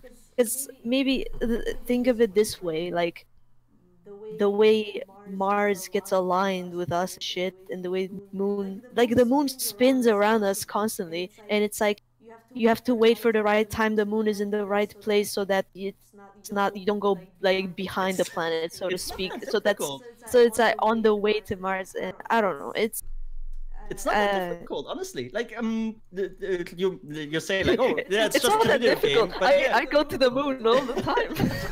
I do it in I Kerbal do that Space all Program, the but time it's the with same the thing. Space Program. No, but like, no, being entirely honest, like they use like some very accurate stuff on KSP, and it's like if you've never played it, I can kind of see what you're getting at, but it's a very complicated and realistic game, and Yeah, I it know. uses some like real life stuff there, and I'm not saying it's like 1-to-1. It's gonna be like super fucking He's just easy, saying it might be but possible. I mean, if it's it, viable, like, I'm sure it'll happen sounds- at some point.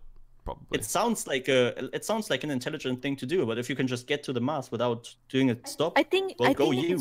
yeah, I think the point is that compared to Mars, the moon is so close that it's like whatever, just fucking go to Mars, whatever, you know? Like what's the point? And also I think those people don't fucking back. Like I think the people that are going to be sent to Mars, that's it. That's their life now. They're on Mars, you know? Maybe, yeah. Oh, And man. that's pretty scary You know, when you think about it. We should just market that like it should be a Big Brother kind of thing, like reality TV. Just check out how the colony on Mars is doing. But dude, I'm sure fucking TLC or whatever the Like fuck Big the channel Brother. is called. Like Big Brother, yeah, but it's Bigger Brother in space, and it's like, oh, look at the Martian Samantha. She's having an argument with Tomas, you know, but. In like 100 years, we're gonna be playing CSGO. It's like, oh my god, this guy is like 2,000 ping. He's probably from Mars.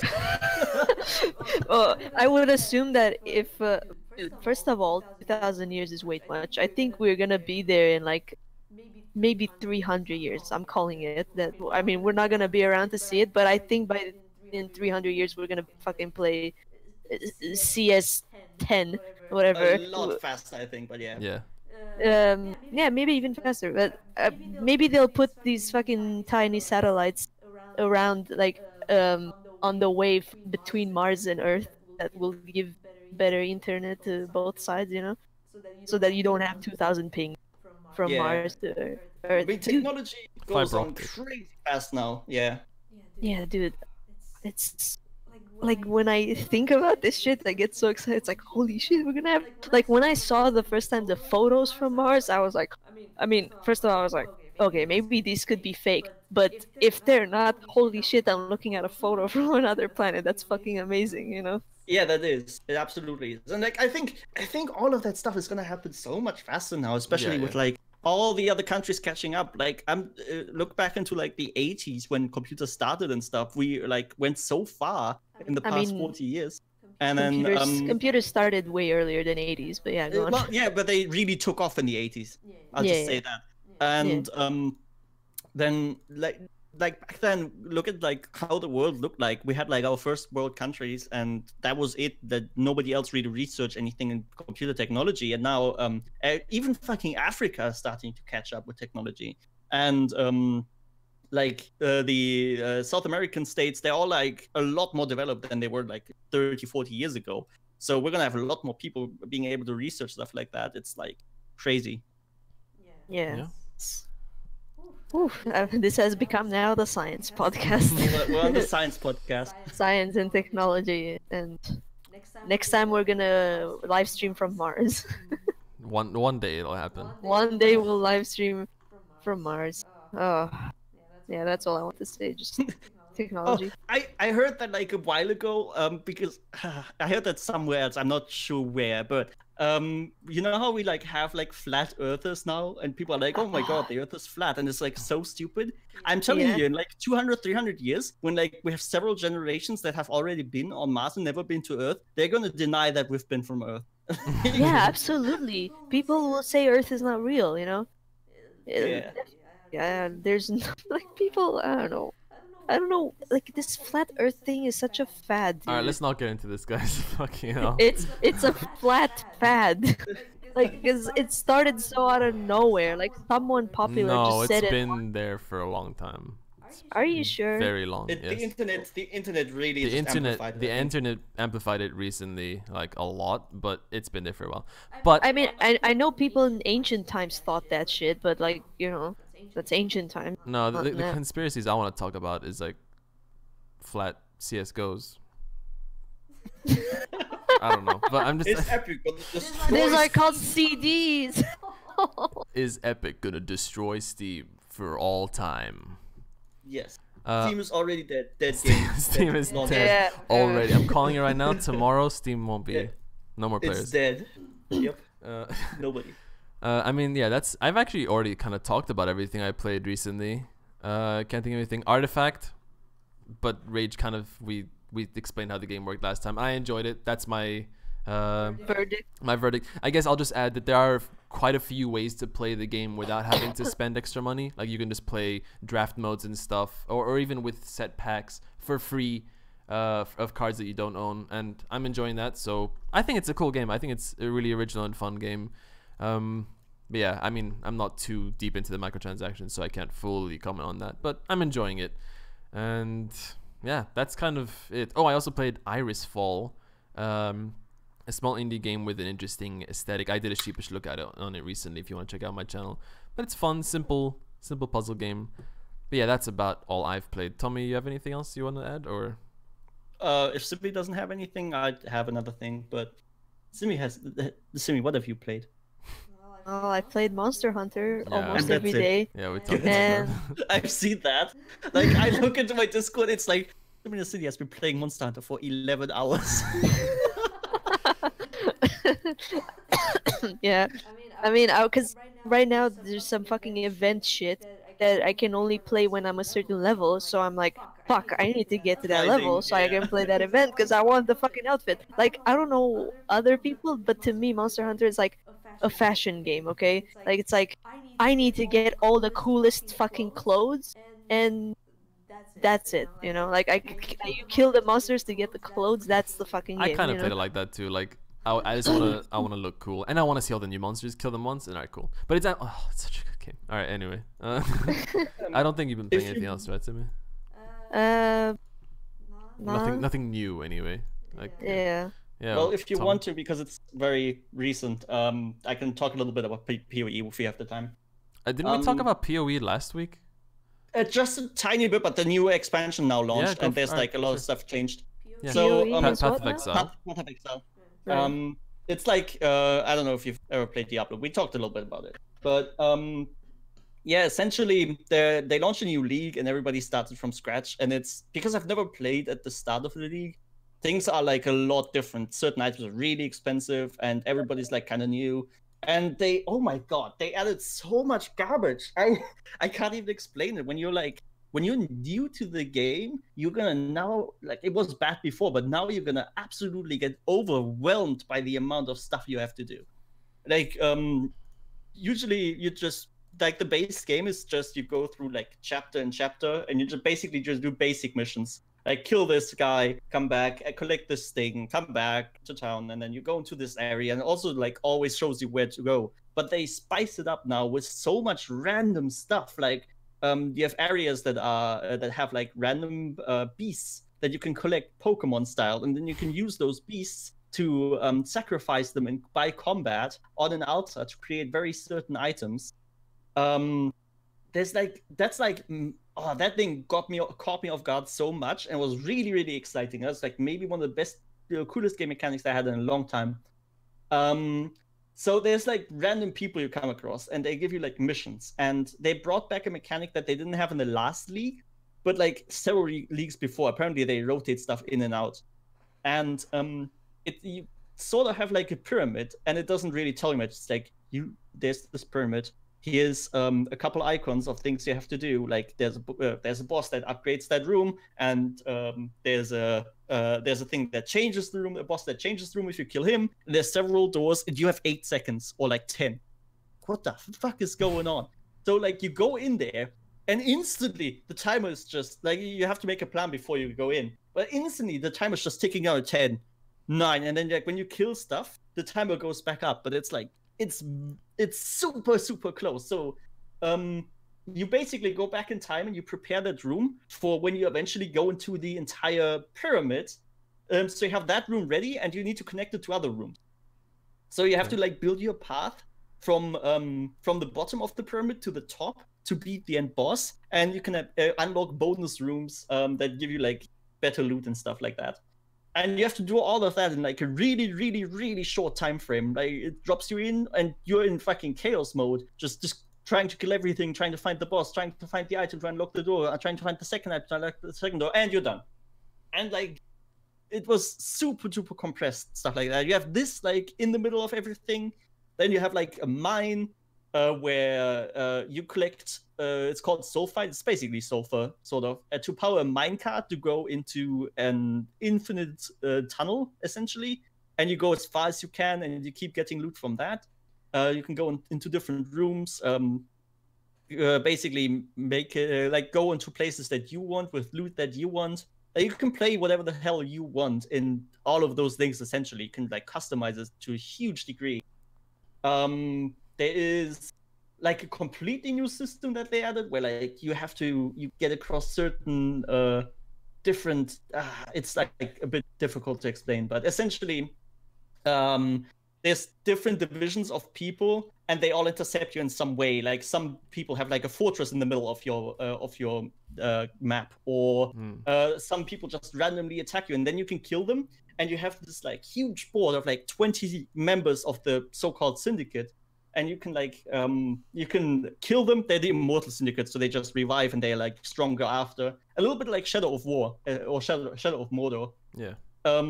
So like, you get the people that you want at the top, and you kill them to get some loot, get them back down, and it's like crazy. And all that plus the 8,000 other mechanics. There's so much content in the game. It's crazy. Like it's insane. I'm having like an absolute blast with this. Yeah. It's ridiculous. All right, sounds like you're having fun.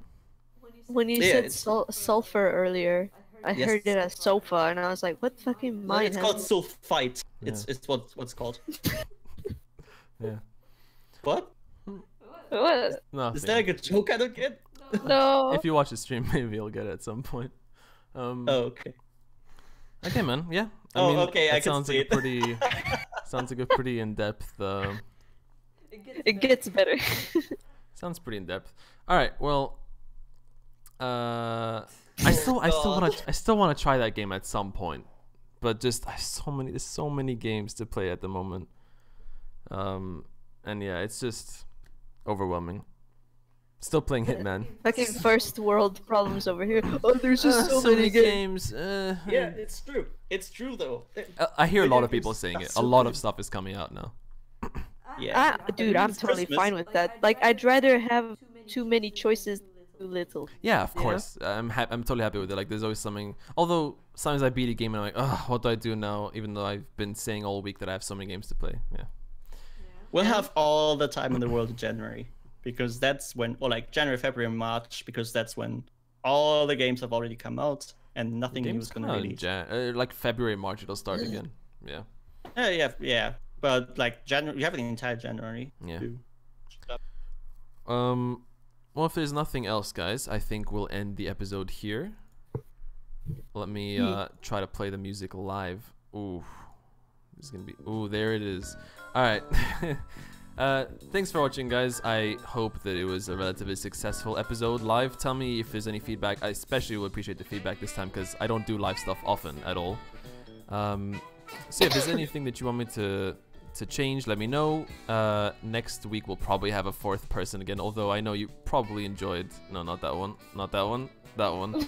You probably enjoyed me as the fourth guest, but yeah, probably won't do that again. Yeah, okay, cool. Thanks a lot for watching, and we will see you next time.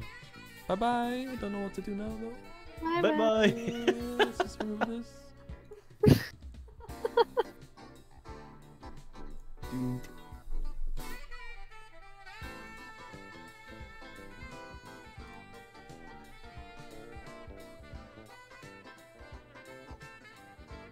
Well, time to finish downloading worms.